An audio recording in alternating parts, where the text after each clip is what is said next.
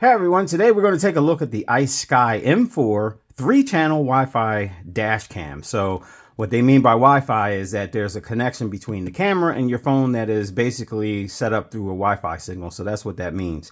So basically this one is a front-facing camera, a rear-facing camera, and then one that captures activity from within the cabin. So just looking at the outside of the box, you can kind of see the two cameras. This is probably the rear camera. This is the front. This is the image of the rear of the camera. And then on the back, it does list out some of the features: 4K, 1080p dual channels, Wi-Fi app control. There is a way that you can have this camera set up to still activate or still stay active while your vehicle is parked, but that would take some special wiring that I would suggest you get it done through a professional. But if you wanted to have, if you want to have it running 24 hours a day, or at least like while it's off, then yeah, it's an option. All right, so this is kind of what the box is going to look like if you guys order it. It is available on Amazon. All right, so as I stated, this is available on Amazon right now. So, you know, you kind of flip through. It's 109, but then there's a $30 off coupon as of right now. So if you get it, I guess soon, but yep, that's what it is. So it's probably after the coupon, maybe about 80 bucks on Amazon. So not too bad. So let me get the plastic off of here and we'll take a look and see what is inside. Okay, we got the plastic off. Let's slide off the top cover. It's a little bit of greeting and some instructions. Yep, so basically the instructions. I've kind of used a couple of similar devices, so I'm pretty fluent with how it works. So there's some warranty information, a quick setup card, so we'll kind of go through that when we get there. There's a user manual that's probably in multiple languages. Actually, no, it's in mostly English. All right, so okay, we'll go through that if we need to. Let's pull out the materials inside of here. All right, so first up we have the main device. So this is the camera. There's some controls on the bottom. It looks like a power switch, a couple of little directional arrows, a menu button, and an OK button. This is the camera that captures what's going on in the camera, or in the cabin.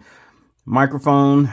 On the top, there's a USB Type-C connector and the audio visual. This is probably where the rear camera plugs in, and I'm just kind of guessing off of the top of my head. All right, and the rest of the box, get this open.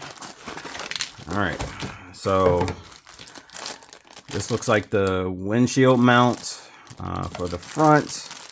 Then there's your rear facing camera, so you get your 3M strip for that rear facing camera. I'm not sure how much cordage is here, but probably enough to get it from the back of your vehicle. Here's the main power cord. So you got your USB-C power, goes to a cigarette lighter, and then, oh, look at that. It actually stays functional. So you can plug this in and then maybe plug in something behind it. So I don't think, yeah. So that's the first time I've actually seen that. So that's probably pretty cool. I'm not sure how much power it puts out, but at least your cigarette lighter stays functional. You know, if you charge your phones and stuff in the vehicle. And then there's a couple of additional adhesive holders for like the windshield to run the wires. And they give you a little, I guess this is like a little pin resetter thing to reset it. And I think that's it. So let me quick check and see what I got to do to get this into the vehicle, and I'll show you how I set it up, and then we'll go through how to set up the app and all that. So I'll be right back. One thing I forgot to mention, I was actually looking for it and I didn't realize it was already in there. It does come with a 64 gigabyte micro SD memory card. So there was something in the instructions that said it may ask you to format it when you turn it on, so you're just going to hit OK. So let me continue on and figure out how to get this set up, and then I'll be right back. All right, so I'm going to be installing this in a 2018 Ford Explorer. This one, just for technicality's sake, because somebody may actually ask. It does have tint over the factory tint in the rear windows, so it's probably the equivalent of like 15% tint in the rear windows, just in case that comes into play, especially with the rear facing camera. So I'm going to do a soft hookup. I'm not going to tuck the wires away because I don't plan on leaving this in here. because I actually already have one. But there is a pry tool available, so you can, you know, stuff the wires in between the headliners and, you know, other parts of the pillars and stuff like that. So I'm going to do a rough hookup. I'll show you guys how I did it at the end. I'm just going to use some, you know, some kind of tape to attach the rear camera, and then, you know, we'll take it for a ride. We'll also set up the app. Make sure you download the app. You don't need the app to be able to run the camera. The camera will run regardless. Like once you start the car, the app is more handy for when you need to download video like on the fly. Like let's say you get into an accident or something like that and you need to do it like immediately. That's when it's good. Otherwise, I would just take the memory card out and stick it into like a laptop or whatever. Get like a micro SD card reader and just pull off the footage that you need that way. Otherwise, like, you know, it'll take forever. It's not a really fast hookup with the connection between the camera and the phone. So just a little disclaimer, but let's get it all hooked up and show you guys what I did. All right, so just one quick note. Like I said, I just did a rough hookup in the back, but there is way more than enough cord to get that from the rear to the front. So I didn't tuck mine into the roof or anything like that. So I'm gonna get the front one set up. I'll show you how I got the front one set up. But just to give you some information on this suction cup, there's a little twisty grid right here where my finger is. So you twist that and it creates the suction for the windshield mounting. So let me get the rest of it hooked up and I'll be right back. All right, guys, so everything is set up. The camera is mounted. Like I said, I did a soft hookup. So you want to make sure that you tuck your wires in around the top into the liner and then run it down. I believe they call this the C-pillar. And then depending on your vehicle, you know, you can tuck it underneath the glove compartment or run it through or tuck it inside of the dash and then up to your cigarette lighter. I got lucky because my lighter is right here, but my last vehicle, I had to run it underneath the center console and get it to the glove box. So let's get the app set up and show you all that. So make sure that like the first time you turn it on, when you turn it on, it's going to ask you to format the SD card. You're just going to hit the OK button on the bottom and it'll do that. So you can kind of see I got a front view and the cabin view. And so let's get the app set up and see what is actually going on. The app downloaded, so let's get the camera set up on the app. So we're going to hit add camera and it's going to do its thing. All right, so we're going to hit, so the camera is on and we're going to connect to the Wi-Fi. We got Wi-Fi on, so it jumps to the Wi-Fi screen and we are looking for something. Let's see. All right, let me hit the left arrow button. It says in the instructions to hit the left arrow button. So I'm going to press and hold the left arrow button to see if I can force the camera to start looking for a connection.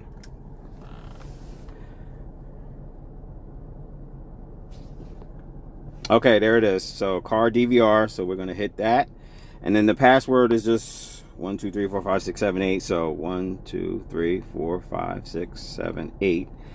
And then we're going to hit connect. And it looks like we are good to go. All right, looks like it's checking the internet. And so we're going to hit always connect.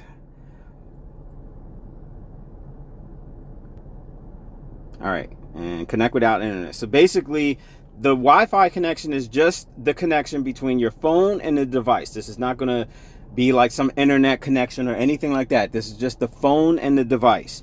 All right, so let's go back out to the app itself.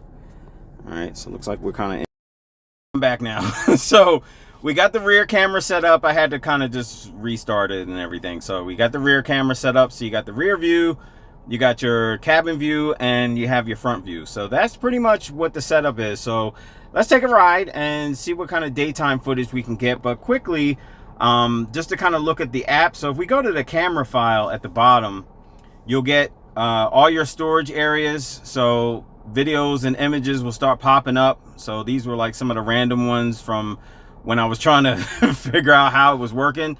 And then there's a couple of snapshots. Like if you do a snapshot, you can kind of get it from the front, the rear, or whatever. So we're gonna take a ride and we'll practice like how to set up the or how to download a video from the phone. And yeah, so let's take a ride. So the front view camera, this is probably the best of the three, at least in my vehicle because of the tint in the back, but pretty clear picture, almost 180 degrees of view. Nice and clear, lots of detail. I'm pretty sure if you were to pause it and, you know, do a zoom in, you would probably be able to see pretty good detail out of the front. So let's take a look at the rear shot. Okay, so here we have the rear view. So again, because of the extra tint that I have on my windows, it's a little bit darker than the front. If you do not have tint on your rear windows, or you only have factory tint, you're probably going to get a much brighter picture out of the rear. So just something to note for anybody that is trying to hook up the rear camera. So this is pretty much the view from the rear. Let's take a look at the cabin. And here we have the cabin view. Not a whole lot to look at, but just enough clarity and resolution to, you know, do the trick. Like, I'm not expecting it to be like 8K, you know, super high def, but, you know, it does the trick. So let's get some practice on how to pull the video, or what you got to do to get the video off of the camera and onto your phone. We're back home in the garage, and I figured let me show you how to pull some of the files off. So if you go down to the bottom and hit camera file, it'll give you all of the files of what you recorded. So there are letters at the top right hand side of each one. So F is for front, I is for inside camera, and then R is obviously for rear. So, you know, if you just press one, you can kind of get it to, now right now these files live on the camera, not on your phone. So if you want to download it, you can hit the download button on the bottom and, you know, just kind of pull it off whatever you want. If you press and hold any of them, you can kind of select the ones that you want, and then hit the download button. I will caution you, it is not a fast process. So I would only advise doing this like if you actually have the time, because you have to keep the phone, not the phone, they have to keep the car on so that it powers the camera. And then, you know what I mean? Like, you got to keep that connection. So it could take you every bit of like 5 to 10 minutes, like depending on, you know, the amount of videos that you select. So again, I would suggest that, you know, if you really need to get a lot of these off, you just take it to a PC and do it. But if you're like push for time, or you had an accident or something like that, then this is how you would do it. And just, you know, select what you want and then hit that download button, and then the files will live on your device. All right. So let's, I'm going to get a nighttime video. So I'll do that next, and then I'll do a wrap up. So this is the front view of the camera, you know, pretty clear, no complaints. I mean, it does what it needs to do. It's, you know, it's just enough. I tried to get it like when it's a little bit darker outside, but you kind of get the idea. You know, so let's take a look at the rear view and see what that looks like.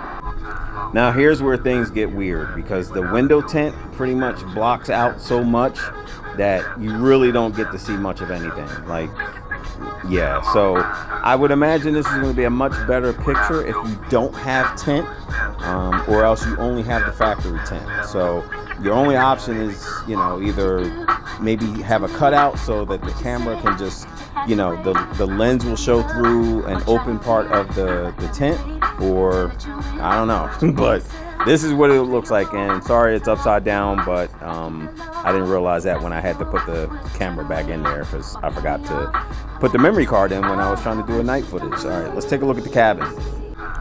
So again, the cabin, not a whole lot of light in here at all. You know, you can just barely make me out in there, but it's not a great, it's not the worst, but not the greatest.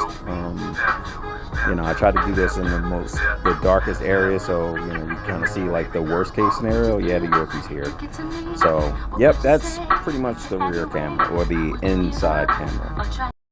So in closing, I think this was a pretty good device. I don't really have any complaints. The only issues that I had were issues that were of my own with the heavy tint on the back window. So again, I would suggest if you're going to put the rear camera in the back of your vehicle and you have tint back there, you may want to just cut out a small portion so that the camera can shine through.